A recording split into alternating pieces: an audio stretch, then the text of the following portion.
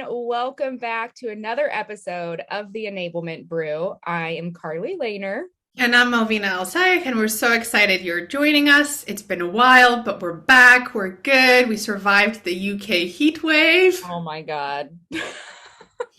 and we're ready for another episode. But before we get started, Carly, dum da da dum! Yay! I have mine too. I am drinking coffee this morning.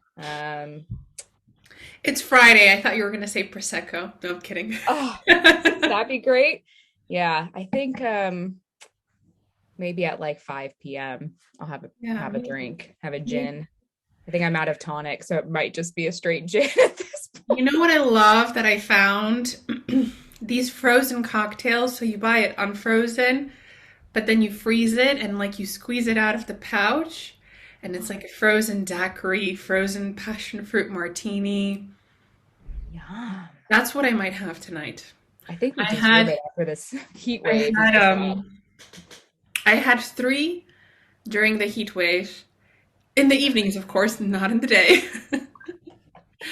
And I was like, they're so good. I don't know how much sugar is in it, but probably a lot. But they were You so probably can't have sugar for another like 3 weeks. probably. And then Yeah. I topped it up with a Krispy Kreme donut. Cherry on top. All right, what are you drinking? Coffee. But honestly, I literally poured cold water and cold milk, and that's my coffee this morning. But it's fine. It's fine. It's good. It's It's all fine. fine. I've been doing a cold brew. I bought like a cold brew Mm. pitcher off of Amazon and I absolutely love it. So I've been having cold brew every day, but Rocket fuel. it is, I get jittery, but I love it. It's great. So today we're going to talk about something that we're seeing a lot of right now on LinkedIn, and that's obviously there's the tech layoffs that are happening, which is really hard to see. Um, but the ones that are people that are getting impacted a lot are enablement, which we saw this in COVID 2 years ago, but it's really interesting that the team that is there to make your team more efficient and better is getting made redundant. Yeah. Yeah. I think obviously it's really scary reading the news, right? Because you even see companies that have secured a really big funding round Mm-hmm. 2 months ago, 3 months ago, and now are laying people off, right? Yep. Which like mind-boggling, you know? How does that happen? How do you go from having so much cash in your bank account to then suddenly waking up and saying we need to make half of the workforce redundant? I think my opinion on this is whatever you do, don't get rid of enablement. Yeah. Because I think we do play such an important role. Maybe it comes down to almost like in a sales process, quantifying what that value is, right? Um, Potentially, hey, if the value is not seen, throughout your journey with a given company, okay, question marks are going to be raised.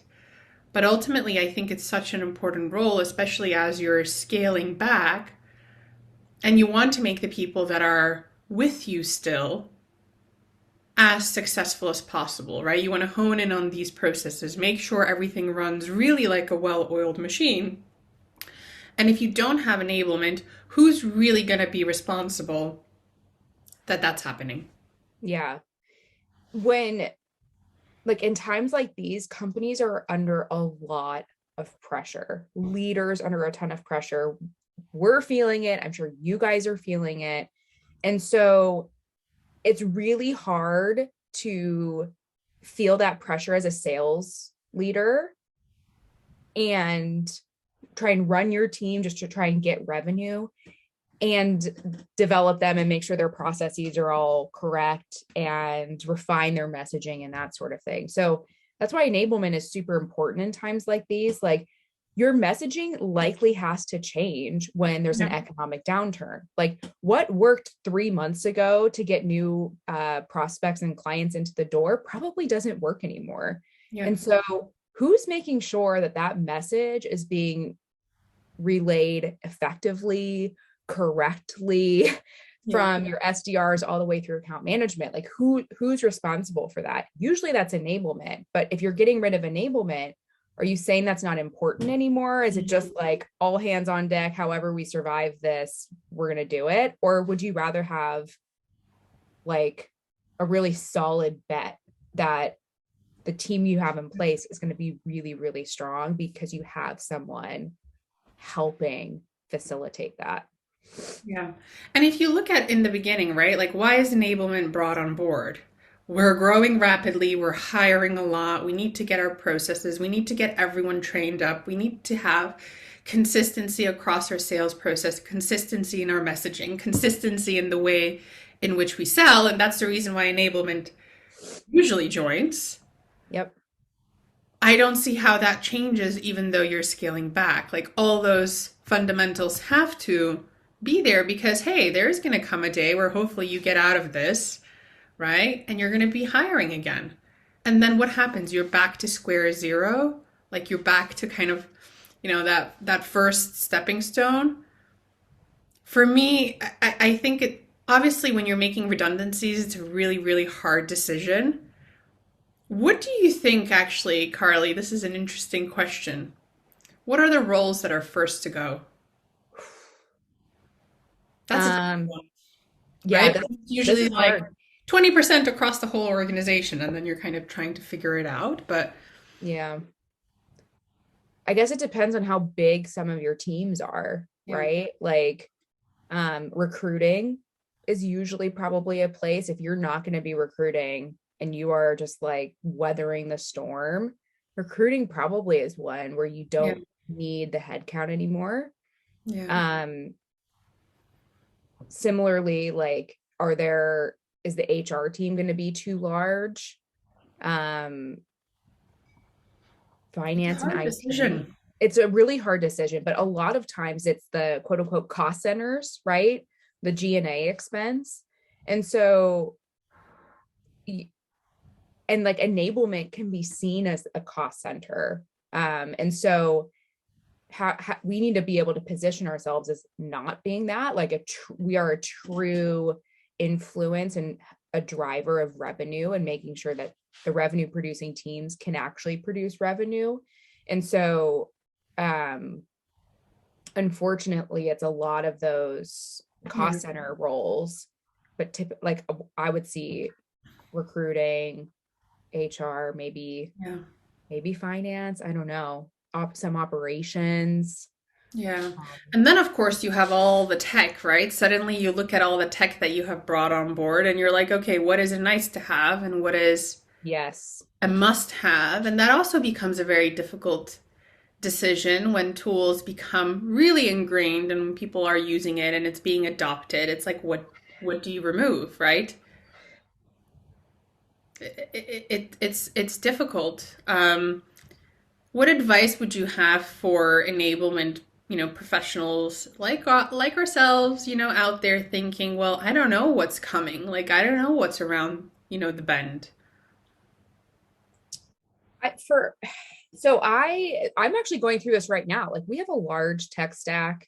Some of them are up for renewal right now, and that timing is really poor because I need to try and save money, right, where I can.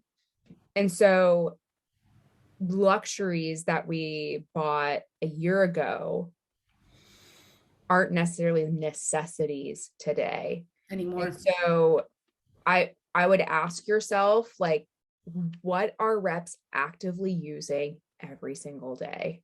If they are using something every single day, that justifies the expense, no matter what it is, in my opinion.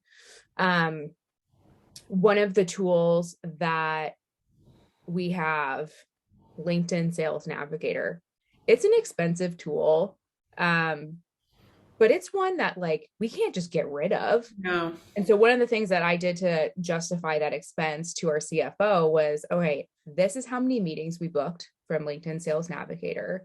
This is the amount of revenue that has come from those meetings booked in the last year of our agreement. Um, so the return on investment is there. And so Yeah. I think we have to like start figuring out how do we show the ROI of some of these tools with data enrichment and like prospecting tools. That's pretty easy.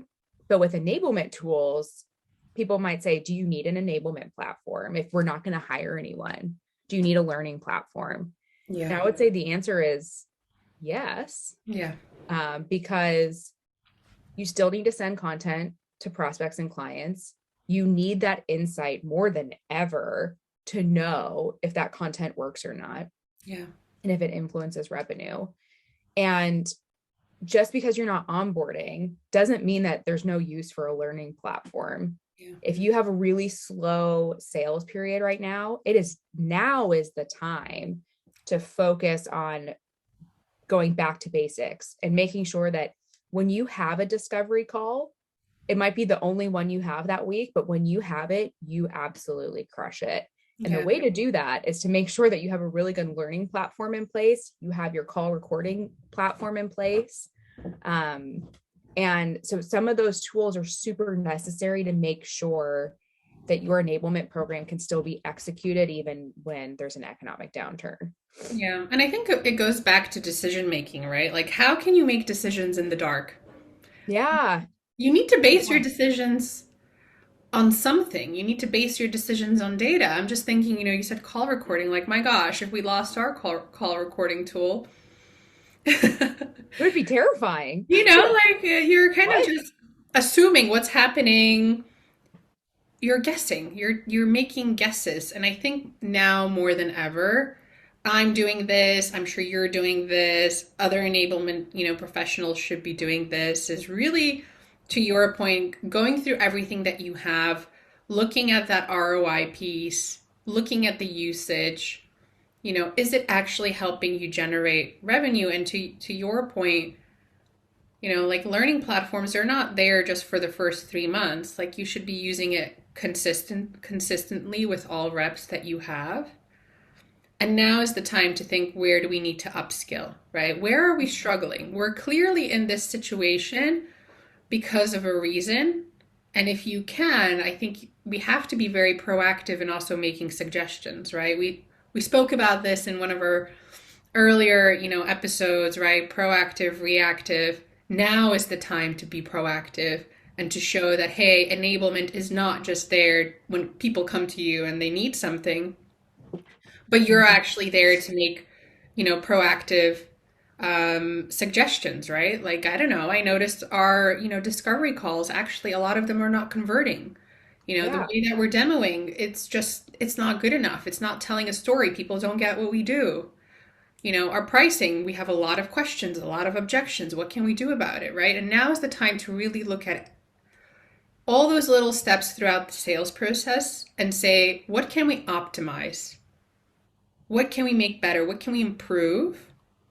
And be proactive. Bring those ideas to the leadership team, to the sales managers, to the VP of sales, and have an open and honest conversation, because that also, you're bringing value, you're adding value, right? And maybe you are going to be almost on that chopping block if, I mean, I'm going to knock on wood 3 times here, right? But in situations where you are just that closet of broken things that we spoke about, right? Yeah. How do you like make those recommendations to leadership on what to do? Yeah. Especially like when it's like super high pressure, kind of sensitive at the moment. How would you approach that? I'm always in favor of having honest conversations. I think we all have a lot on our plates. Like everyone's calendars now, I'm sure your calendar, like there is like maybe just 30 minutes for like a quick lunch break, if that. Yeah. Right? Otherwise, it's just 5 minutes. I think it has to be constant communication. And I am in favor of over communicating. So I will communicate in Slack. I will book time in your calendar. I will send out that email and I will be all over so that you kind of see that I'm there. Yeah. Right? Definitely need to show a presence Yeah. if you're in enablement right now, because otherwise it's like, oh yeah, what does that person do? We haven't seen them around in a while. Right? That's That like gets that's not great. what you want. You want to No. be when they're going through the list and figuring out who do we make redundant, the goal is, oh my God, we can't imagine not having this person. And I think the more we can be proactive about, hey, even in the best of times, we were converting 40% of our discovery calls to opportunities. Yeah. Right. And like, that's when things were good and buyers were actually buying. Now it's even worse. Well, we need to improve that. Even if we got it back up to that 40%, that could help the company with X amount of revenue.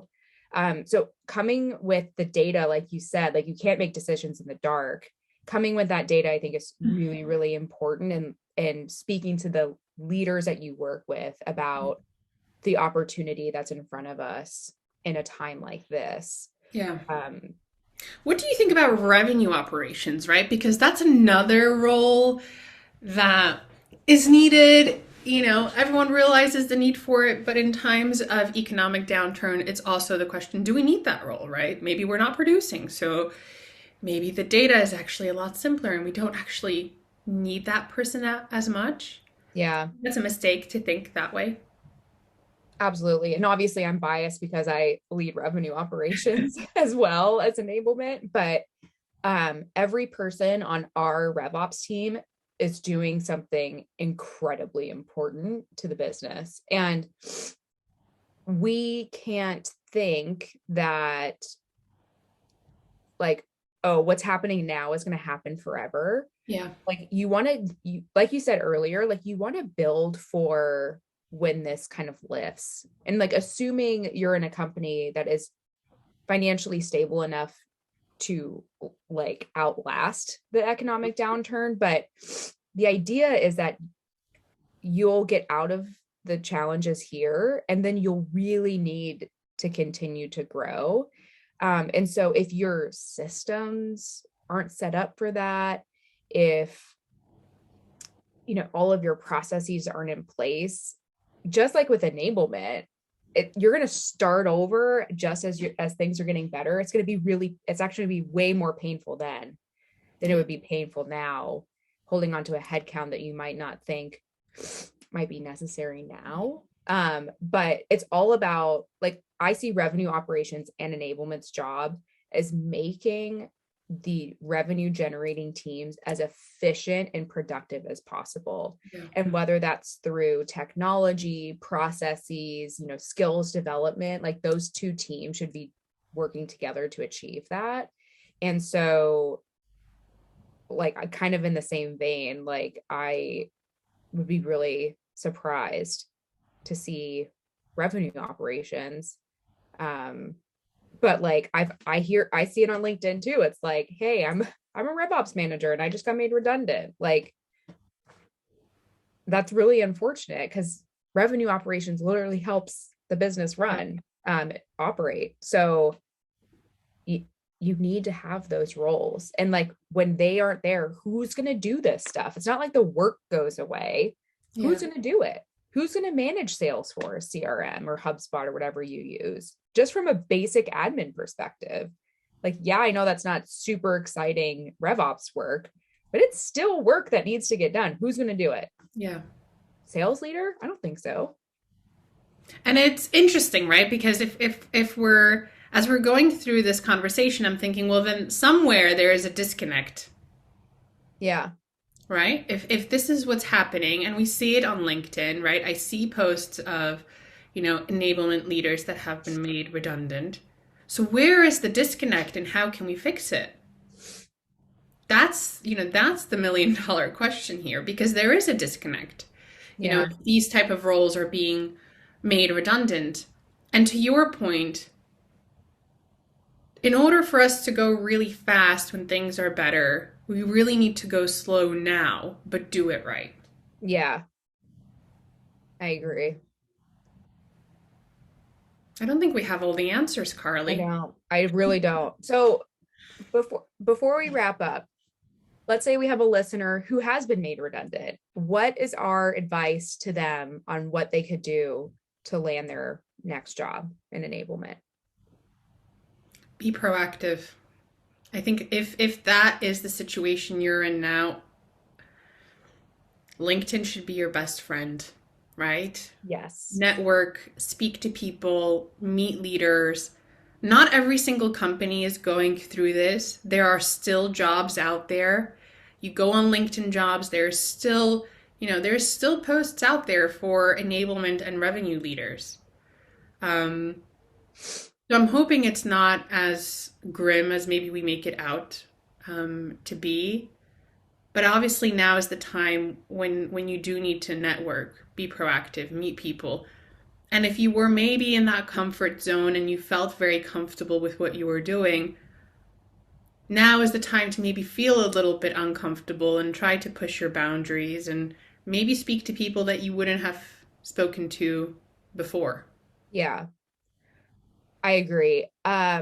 So Stephanie, I'm going to butcher her last name. So Stephanie Z, she heads up enablement at Cisco. I'll mention her in our comment in our post here, but she every week she posts all of the open jobs in Yeah. enablement. And it's whether you're have to be on site, remote, instructional design, like all of the different types of jobs that could be an enablement. So if you don't follow Stephanie, this is a follow suggestion to definitely follow her. But there's also other communities out there that, especially in enablement, that are really helpful in times like this. So Sales Enablement Collective, which is obviously one of our favorites. Sales Enablement Pro, another one of our favorites. The Enablement Squad, which we love. You should definitely be joining those if you aren't in them, because not only is it a great place to network, but job postings go up in there as well. And it's a good place to learn. So if you are finding that you are out of work and you're in enablement right now, it's a great time to level up your skills. Yeah. And networking is a really, really good way to do that. Yeah. Maybe if things have slowed down a little bit, right? Now is the time where you actually have more time to engage with those communities. Exactly. Yeah. And actually be a little bit more active. But I love that. I think that's a wrap, Carly. I think that's a wrap too. So not the most uplifting episode we've had, but definitely relevant for what's going on in the world. So um, the TLDR is, if you are a CRO, CEO, and you guys are looking at redundancies, look past enablement operations. They are going to help you guys get through the downturn.